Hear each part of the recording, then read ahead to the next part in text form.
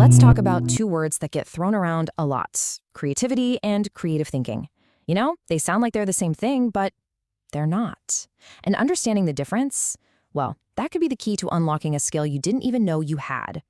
So, let me ask you straight up. Are you a creative person? Did you pause for a second there? Maybe even think, not really. Don't worry, a lot of people feel that way. We tend to think creativity is just for artists or inventors, but that's really only half the picture. These ideas come from the RuiEnglish course, Creative Thinking in Action, and they draw this really cool line in the sand. They show us how creativity can be a quality, sure, but creative thinking, that's a whole different ballgame. It's a skill, a competence that anyone, and I mean anyone, can learn and use in their life. Okay, so first things first, what is creativity? Let's just boil it down. It's that initial spark. You know, that sudden flash of inspiration, that light bulb moment when a brand new idea just pops into your head. At its heart, creativity is about the what. It's the new thing itself. It's the song you write, the cool gadget you imagine, or that out-of-the-box solution to a tricky problem. It's the results that didn't exist a moment before. All right, now let's flip the coin and talk about creative thinking.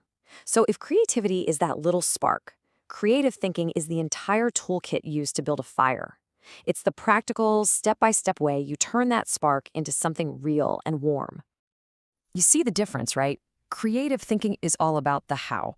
It's the process. It's not about just sitting around and waiting for inspiration to strike you like lightning. It's about building a system, a method, to find and develop great ideas on purpose. So you've got the spark and you've got the toolkit. Let's put them right next to each other. Because once you see how they're different, you'll also see why they are the perfect team. This table just lays it all out perfectly. Look at the nature. Creativity is spontaneous, right?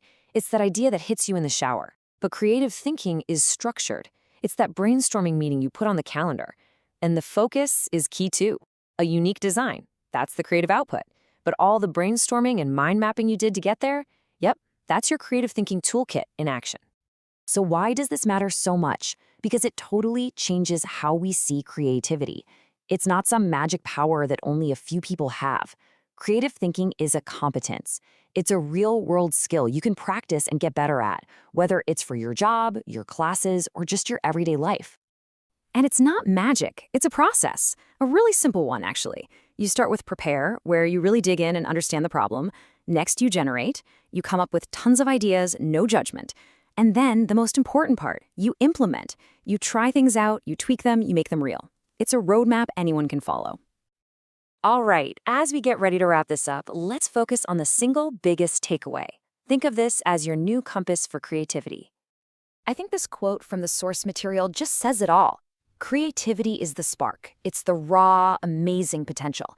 But creative thinking, that's the toolkit that lets you grab that spark and actually do something with it. You really need both. One without the other is like having a firework with no match. And that brings it all back to you. We all have that spark inside us, every single one of us. And now you know there's a toolkit waiting for you. So the only real question left is, how are you going to use it? What are you going to build?